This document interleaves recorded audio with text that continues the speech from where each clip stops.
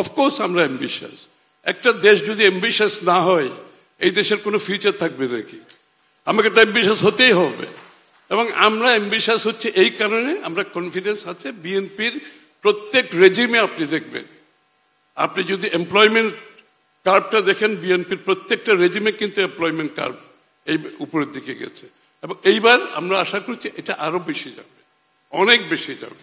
এবং এইটার সাথে আমরা কিন্তু ইকোনমিক ইন্টিগ্রেশন করে, যখন আমরা তো এখন এই কথাগুলো বলছি, তাহলে টাকাটা আসবে কোত্থেকে? এই প্রশ্নটা আসবে, ফান্ডটা তো লাগবে।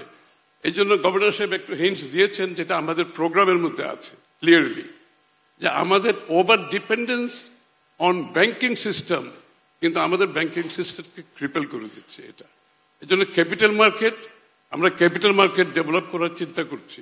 বাংলাদেশ ক্যাপিটাল মার্কেট বলে কিছু নাই।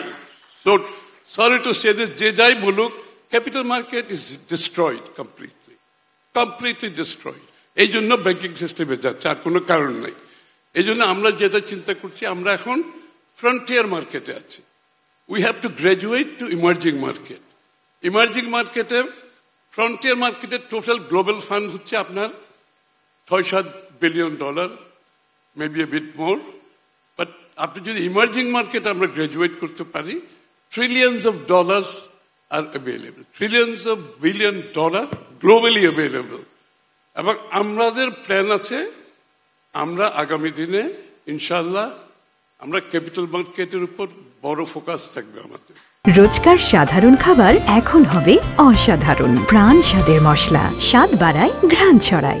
We will be serious about capital market, কারণ বিএনপির সময় আপনার একটা জিনিস আমাকে বলতেই হয়, আমরা কিন্তু এসইসিতে কোনোদিন পলিটিক্যাল অ্যাপয়েন্টমেন্ট আমরা বিএনপি করিনি, আপনারা লক্ষ্য করবেন।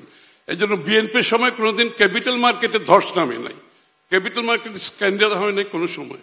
বিএনপির সময় গভর্নর, আমরা কোনো সময় পলিটিক্যাল ডিসিশন নিয়ে গভর্নর অ্যাপয়েন্টমেন্ট করি নাই।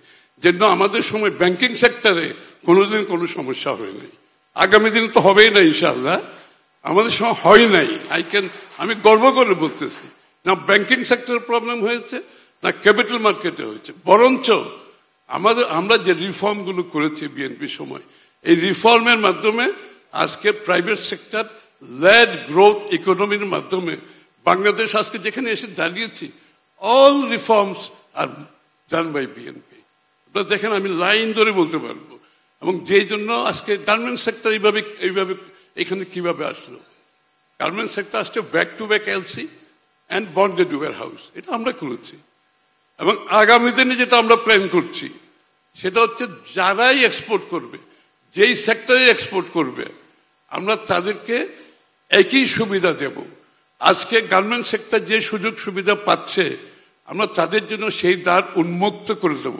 তাদেরকে ব্যাক টু ব্যাকের ফ্যাসিলিটি দেব, তাদেরকে বন্ডেড ওয়্যার হাউস দেব, যাতে করে কোনো হ্যারাসমেন্টের মধ্যে কোনো এক্সপোর্টার যাতে কোনো হ্যারাসমেন্টের মধ্যে না যায়। আরো 10টা সেক্টর যদি আজকে রপ্তানির জন্য এগিয়ে আসে, আমরা তাদের জন্য bonded warehouse, back to back facilities, all the facilities যেগুলো গার্মেন্ট সেক্টর এনজয় করতেছে, আমরা তাদের জন্য ওপেন করে দেবো।